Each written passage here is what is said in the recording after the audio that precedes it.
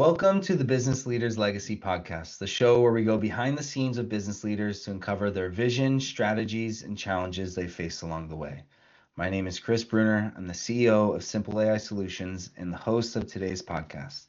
I'm excited to introduce Jeremy LaBahn, the founder and owner of Wonder Event Rentals, recently highlighted in SD Voyager as one of San Diego's top event rental companies. Jeremy, could you introduce yourself and tell our listeners a little about you, your company, and the customers you serve? Yeah, my name is Jeremy, like you said. My company's we actually have two separate companies. One of them is called Wonder Event Rentals. The other one is called Wonder Home Design and Staging. So the first one, as it says, so we do event rentals. We primarily work with like brides for weddings. We also do a lot of corporate events, so company parties or a lot of people in San Diego have, massive conferences for a week long at the Dell or, a lot of hotels and conference centers. So we'll do a lot of furniture and rentals for them. I love doing corporate. Corporate's definitely what I would prefer to do in terms of our clientele, which we'll get into as to why. But the second business that we do home staging. So we primarily work with either investors or house flippers or real estate agents. So people who want to, typically what happens is if someone buys a home and if it's like a fixer upper, they need to remodel it. And then once they're done, the house is vacant and empty. And so they hire us to stage it with furniture. So that way it gives buyers, when they come look at the home, they can envision it with how they can envision it with furniture and how it could possibly look when they live there. So that's the other business. That one's cool because it's separate, but it does run very hand in hand with the event rental company. So Yeah, no, that makes sense. That's really cool. Um, how has your experience shaped the way you run things in both businesses? yeah. So I used to I used to work for my dad. He had a landscaping company. He actually just sold it last year, which is cool for him. I think him and my mom started it. I want to say it was like 46 years ago. So they started with just them two, just a truck, and they grew it up to a pretty large company. When they sold, I want to say they had around like 400 employees. So that's a pretty cool story of how that company grew. But I worked there throughout high school. So from about 16 until about 23 years old, I worked there. In high school, I just, worked on the route, digging holes and, doing landscaping. But after high school, I did a little bit more of like business type work. So I did account management and I did sales. And so my job was working with property managers. And my job was to basically like walk a property, figure out what the client wanted, and then to relay that information to the crew and to ensure that that work got done for the client. And I also did sales. And so a lot of work that we did in the landscape industry was like enhancing properties. So if you got a big, planter bed or like a big grass area they want to take out and make that more like, native landscaping, rocks and that kind of stuff. It was my job to come in and envision that, design it, and sell it. And so, say that's really shaped the way that I what I do now is there's a lot of parallels with that. Working with property managers. A property manager, for the most part, would have like a portfolio of properties, and if they liked you, they would want to give you most of their work, right? So they would want you to be the one to manage their properties, and it's a pretty similar parallel with the wedding and event industry. So I work with a lot of like wedding planners or venue managers, and every venue, every wedding planner has like a list of vendors that they work with in every category. So rentals, photography, florists, and so on. And for rentals, they all have like a handful that they use and like. But if you are one of their top, then they will refer you to a lot of their clients. So pretty similar parallel there. Obviously, we're doing different work, but and wanting to like appeal to them and wanting to like do what you say and get the job done for them. That was pretty similar. So that definitely shaped the way that I work. Lots of logistics doing landscaping. A lot of, if you're walking a massive commercial property and if the manager's like, hey, can you guys, trim this plant by unit 5B, whatever, how do you get that done, right? How do you note that specific detail, but then make sure that the boots on the ground actually do it? And so again, that detail of just getting stuff done and like tracking details, it's pretty similar to the event industry, and there's a lot of details that clients want to see at their wedding day, right? So that's been one thing that's really helped me like take from what I learned from doing landscaping to now doing events. Yeah, no, that makes sense. That's cool. It's cool to see how that experience translates over to what you're doing now. That's Mhm. really neat. Yeah. What part of running your businesses keeps you most fired up? What do you look forward to most? Well, I am motivated by money. I used to think that was a bad thing. I remember talking to my dad about that. I don't know, I was probably 20, 21, and I think he was asking, he's like, "What motivates you?" And I think he knew the answer, but I didn't want to say. I was like, "Oh, like people or whatever, my family." And he was like, "Are you motivated by money?" And I was like, "Yeah." And he was like, "Yeah, well, that's okay. That's not a bad thing, you know." And so, yeah, money definitely motivates me. With the specific business, I would say just the potential, like doing events in San Diego. Like, I mean, that's I can't think of a better like place to be doing what I do. And there's just so much potential. There's so many venues and people and big names, like a lot of things out there that we can be a part of. So that's Yeah. exciting to see like what could become of our company is exciting to me. Yeah, I could see that San Diego definitely is a hub for those Yeah. types of events. Yeah. Um, what moving to like trends within the industry, what trends or shifts have you noticed as over the last few years in the industry? Yeah, I always call it like the Amazon culture. I was just telling someone about this last week. What I mean by that is like we're so used to just instant, right? Everything, if you order something on Amazon, you get it. It's crazy. But the other day on like Sunday, my wife at like 8 in the morning ordered something. We got it at 2 o'clock. Like it's so crazy how quickly we get things. Um, so the trend that I've noticed is people just waiting until the last minute to, for us specifically with weddings and events. And when I started, it was pretty common. When you would book events, you'd book them like if you booked an event that was coming up in 4 months, that was like last minute. Most people book their events 6 months to a year in advance. And now one trend that I've noticed really since after COVID is how last minute people book things. We booked an event this week, so today is Tuesday. On Friday, this corporate client called me and they're having some event at some hotel on Monday. And long story short, they ended up booking the event on Saturday for Monday. And this is like a decent size order. And that's interesting to me. I don't think people consider the logistics that go into fulfilling like an event. If you have a handful of rentals, well, all that stuff has to be pulled and wrapped and prepped and cleaned and loaded. Then you have to assign like a team to deliver that, and there's like always timelines, and how do you get all that stuff done in at such short notice? And so it's just really weird, right? And even that same client, that event we did for them was like a multiple day event, so they wanted stuff delivered on Monday, and then again today on Tuesday. And yesterday at like 4 o'clock, she calls me. She's like, "Hey, it's gonna rain tomorrow. Can I change delivery to Wednesday instead of Tuesday?" And I'm like, "What are you doing? Like the truck's already loaded. I've already got guys scheduled. Oh It's man. things like that's a really unique trend that is I think is here to. I mean, everyone is like that now. So you have to figure out how do you manage that. That's been one hard trend. So Yeah. Yeah. What do you do to stay on top of that? Right? People are kind of moving. That's just kind of becoming more of the norm. What do you do to stay on top of that?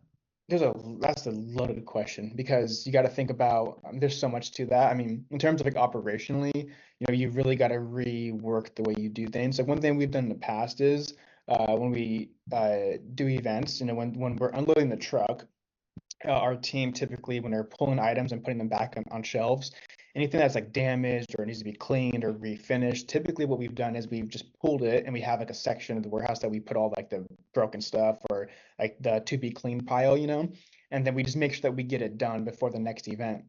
The problem with that is if you that pile can build up pretty quickly when you get busy, and if you don't have your inventory ready to go, and if you have a last event that pops up on a Saturday for the coming Monday, you have to how do you do that, right? So that's been one like logistical thing for us is changing our process. So rather than like unloading the truck and then putting it in a pile to be cleaned, now what we're trying to do is like when things come off, immediately clean and repair and refinish and then put it back on the shelf. That's been like one logistical thing.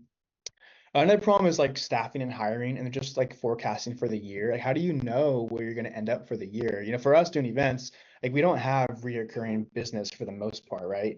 When I did landscaping, we had maintenance contracts, so like your expected monthly revenue, what to expect because of your maintenance accounts, and then in terms of your like construction sales, that's all kind of extra, and ebb and flow. But for events, there is no maintenance. There is no reoccurring revenue. Every month, every year is different. We do have like events that we do every year. So we do have like things we can kind of rely on, but for the most part, it's one-off events that you're going to do one time for someone getting married. So how do you hire? How do you plan for growth? How do you invest in inventory? You don't really know what's going to come next. In the past, we used to call it January booking season. So for us in January and February, so we're pretty slow for events. Then a lot of people aren't really having weddings or events in January and February, but people historically are booking their events for the upcoming year. So that's actually typically when you make the most money because everyone's booking events, but you're not actually executing. You're just taking deposits and then you're planning for the year. Mm. One thing that's changed though is so now you get lots of inquiries still in January and February, but very few people are actually like securing and booking contracts. They're waiting until you get closer to the wedding or the event. So that's another hard thing is how do you forecast? How do you plan for growth and for hiring? That's hard. That's the hardest part I would say to figure out because that is here to stay. And there's no really like way around that one, you know. Yeah, yeah, no, that makes total sense. Yeah, it's definitely seems like a constant battle, especially with the way people are doing things now. Um, in regards to your businesses and just the current state, what's currently working really well right now? Good question.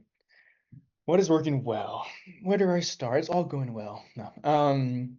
I would say right now, I would say the quality of the workforce that we have is working well. I think we have a really good team right now. If you look at our reviews online, you'll find that most reviews people will mention our guys, our delivery team, which I think is unique for the rental industry. A lot of times what I find in talking to people in the industry is that they like the salespeople, they like the business owner, but when it comes down to the actual team delivering and setting up the products, a lot of that there's kind of like a disconnect there between like management or sales or ownership versus like the boots on the ground. But right now we have a great group and our guys are awesome. People always compliment how kind they are, how hardworking they are. So I think that's going really, really well. I would say a lot of our like internal like softwares and like tools that we use are really dialed in. I mean, we do like for the specifics of what we do. So being event rentals, we do tons of stuff. So we do tables, chairs, linens, lots of like furniture. So there's like a lot of details that go into it. But if someone's for furniture, for example, we had this event last week where someone ordered 7 lounge sets is what we call them, but a lounge set kind of think of like a living room setup. So it's gonna have like a couch, a rug, coffee table, side chairs, side tables, pillows, poofs, like all these details. And it'll Mhm. have like 3 light green olive pillows and 1 mauve pillow and one like the specific gold one that we have. So all these like little unique details that we have. We probably have like 400 pillows, and they want like 7 or 8 like unique ones that we have. And so the details of getting that stuff on the truck and delivered is quite the logistical nightmare. I would say that the system that we have for that though is awesome. We've got some great software that tracks all the conflicts and helps the guys to load things really nicely. So I think our softwares and internal processes are also working really well. So Yeah, that's neat. That's really cool. It's always good to have a the right tool for the job yeah. in regards to software and that kind of stuff. On the flip side, what are some frustrations or bottlenecks that you are facing?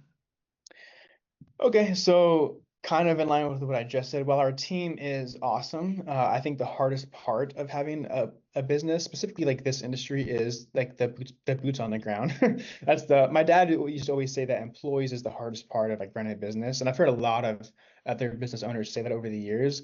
The more we've grown, the more I have found that to be true. I would say the biggest bottleneck and like hurdle or hardest part of our business is for sure like managing our employees is the hardest part because we're human. So Hmm. um, it doesn't matter how efficient we are or how good our systems are. That is always hard. People make mistakes. An example is so we work for this catering company and they're our top client. And so this catering company they do catering for weddings and events, so food and beverages. But also they manage a handful of venues. So the venue has hired this company to supply to be their sole caterer, but also to manage their venue space. So this company that we work with, they manage, I want to say 5 venues, and 4 of them we work at all the time. Like we are their number one vendor that they use. And about a year ago, one of our delivery guys was at an event at night. He was backing up. So the venue's out in Carlsbad. It was like late at night. It's dark. It's actually at like a state. So it's a like a city property. It's at a park. And he was backing the truck up, and he hit a like a lighting, like a market lighting strand that was attached to a telephone pole. And he didn't see it. He didn't stop, and he kept going. And he basically didn't knock the pole over, but like started to lean. Mm. It was $25,000 to fix that, Oh my and we gosh. had to pay for that. Not only that, but it looks bad on us, right? Yeah. This so whatever. That was one mistake that we made, and then we had another one like I would say 6 months ago, very small, but the same driver actually he like was going down the driveway and he like hit we have some big trucks, and so the truck caught like the part of the slope and tore out some plants. So that was another small mistake, but they were upset. And then just this last weekend at another venue of theirs, the exact same thing happened. He was backing up, but this time he hit a telephone wire, and same thing. The pole's leaning, and so it's like stuff Oh, like that. Where it's like, how do you make that same mistake twice? How does that keep yeah. happening? I understand it from like a business owner, like logistical standpoint, and it was at night, and you can't really see it. Like, I get it, right? The line was probably hanging too lower than it should have, but we still made the mistake, and so things like that are very frustrating. And again, it's all with that same client. So that's an example of Yeah. that's a pinch point. That's I wouldn't call it a bottleneck, but it's a like a frustrating part of like running the business, you know. Yeah, yeah, no, that totally makes sense. It's definitely that definitely is a difficult thing to manage and juggle. Yeah. Um, in regards to your customers and your clients, the people you serve, you had mentioned earlier, you talked a little bit about, you know, corporate rather than, like the corporate events are kind of more of what you like. But are the corporate, is that your ideal customer, or what is your ideal customer? Yeah, I would say our ideal customer would be a corporate client, or it would be a wedding planner, right? So we get business from a handful of different places. We get them from venues who refer us business directly. On a venue, if you are on their, they call it like a vendor list or like a preferred vendor list. Every venue has a handful of vendors that they select that they recommend to their clients. So when a client books the venue gives them this list of saying, hey, here's the people that we recommend to work with. And like I said earlier, every category of vendors, so photographer, florist, and so forth, they have like 2 or 3 people on each category that they recommend. So venues are one source of client for us. Other ones would be like wedding planners. So wedding planners, kind of same thing. They all have like their list of people that they recommend. That's another place. Just Google search like the one-off brides that find you, or the one-off corporate events that find you. Those kind of like the ways that we get business. And my preferred and favorite is probably corporate because a few reasons. First is um, it's less emotional, right? So if you're working with a bride, it's for the most part it's their first and only wedding day, and they care a lot about it. So they stress every little detail, and there can be drama and things that kind of get bigger than they actually are. We have this client that booked this like a year ago, and it's at someone's house, and it's somewhere in San Diego, but someone's house. And when they booked us, they always say, "Hey, can you deliver on like the day before the wedding?" And every time someone asks me that, I always say, like, "Yes, if we can, we will, as long as we don't need any of your rentals for an event on the day before, right?" Um, and so that was a year ago. The client books us, and then the wedding's coming up next week. And so we emailed them last week, like, "Hey, here's when we're planning to deliver. Here's when we're going to pick up." And we told them we're going to deliver on the morning of. And so the client, I didn't have my phone on me, but she called. I had like 3 missed calls from this number. I was like, "Who is this?" Like, calling my cell phone. Like, who is this? And then I'm sitting there, and then I didn't call him back yet. And then that same number calls our office phone. And so I was like, okay, so I answer the call, and it's this client. She's like, "Hey, like I saw your email, and like I haven't slept since I saw that, and I'm all stressed out." And so it's like it's an example of how like big it can become a bigger deal than it actually is, because it's their wedding day. So they really, all the details they are concerned about. With corporate, they don't care. Like they're not emotional. It's someone who's in charge of planning the event. So less emotional, and then their budgets are way bigger. That's another big thing. They have more Yeah. money, and you're working with massive companies that spend a ridiculous amount of money on furniture. So I prefer corporate because it's typically easier, less stress, and less emotional, and more money. So Yeah. That totally makes sense. I mean, I I've heard do that. also, I will, sorry to interrupt you. I will say I Okay. do really enjoy working with brides though. It is like it's fun. Like you do I would say, man, most people are awesome. You know, a lot of people think, oh my gosh, you have to deal with like brides and mother of the brides, and it's not really like that. Like, once in a while you get someone crazy, but dude, like you know, 9 out of 10 are awesome. And it's really fun to like a lot of times too when they book us like a year in advance, it's cool to know someone for that long and see things progress. It's really cool. So Yeah, no, that makes sense. That's cool. In regards to your corporate customers, where do you find new corporate customers? Is it just based off referrals, or is it if you do some other type of outreach to find yeah, new? that's a great question. Depends. So there are these companies called DMCs, and what they basically do is they are specifically corporate planning clients. So they're not like so like a wedding planner obviously does planning and coordination for brides, but DMCs they specifically do marketing and event coordination for corporate companies. Um, so a DMC is the same thing, but focused towards corporate. So that's one person that's like a type of company we would pursue relationship with and marketing to would be DMCs to just be on their list and make sure they know who we are. So that way, when they have their clients in San Diego, like a lot of DMCs, they do it like either global or national. And so for events in San Diego or like Palm Springs or Los Angeles, we want to be on their radar. Um, and then we get found pretty often on Google. Like we actually have this client. They haven't booked yet, but they're going to. It will be our biggest event we've ever done this coming January at a hotel in San Diego. And the guy just found us on Google. Like he's some like corporate planner, and he just found us, and we got a call, and we have what he needs, and he's happy. So yeah, I Yeah. would say Google, DMCs.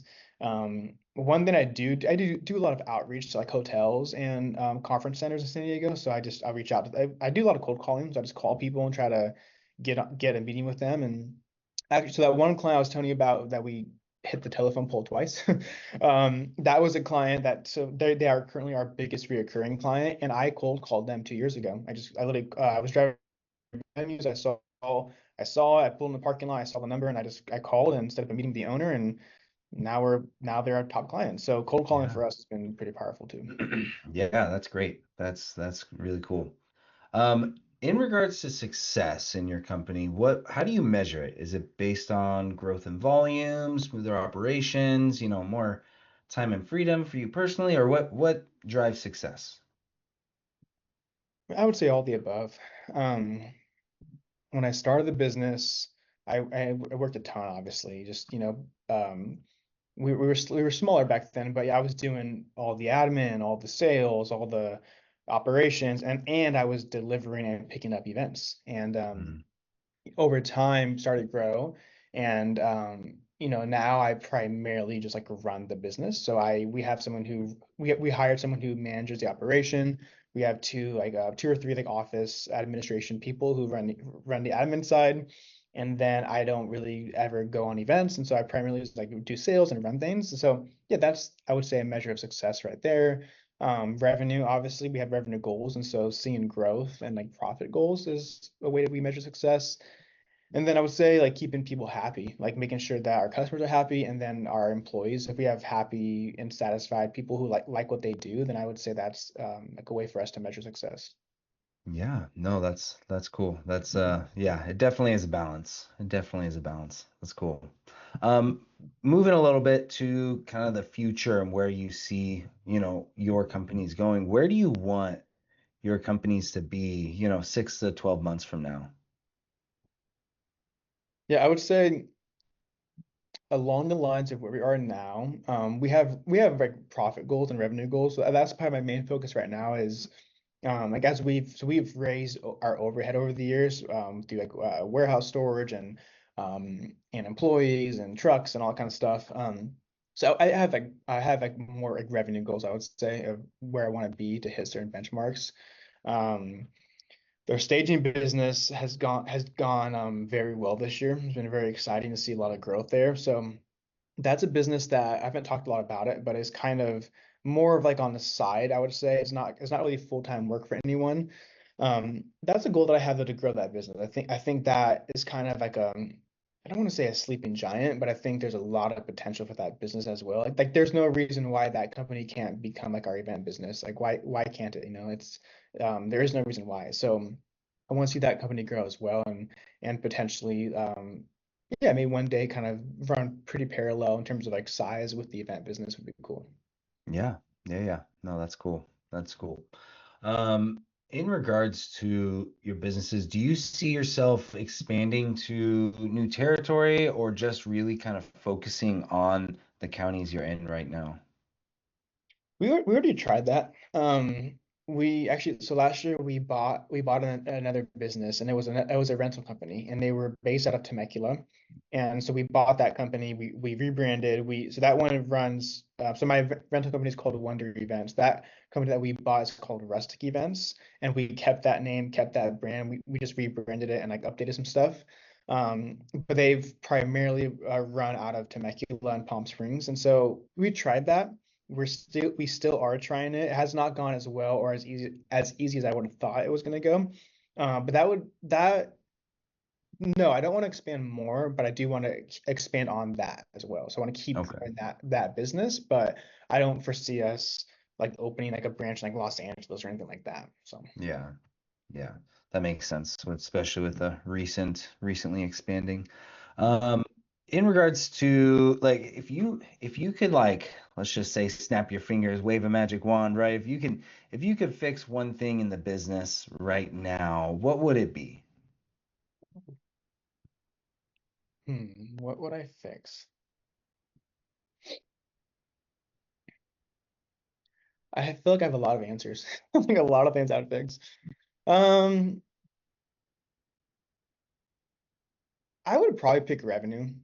If that's, I mean, that's not, I'm not sure if that answers your question, but if I could say, when I say revenue, I don't mean like make $10 million. I more mean like, because I mentioned to you earlier, we don't really have that reoccurring revenue. It's more Mhm. like we don't really know how the year or month's going to end. If I could fix one thing, it would say like, I would like to have like a consistent revenue flow like throughout the whole year. Because for us, we're the busiest April through October, and then November through March, it slows down. And so in March, sorry, in November through March, you are primarily relying on deposits because you're doing events, but not a ton of events. We're the slowest January and February. Like for example, this last week we did 23 events in one week.